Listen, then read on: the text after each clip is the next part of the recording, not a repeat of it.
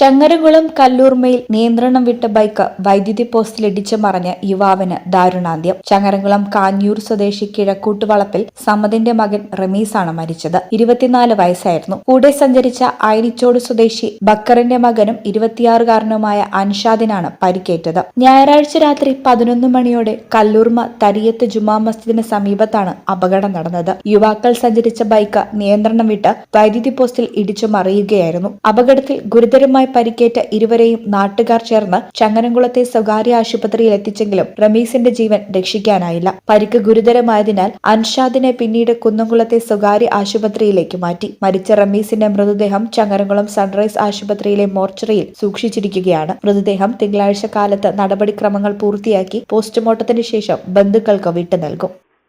ഈ ചാനൽ ചങ്ങരംകുളം.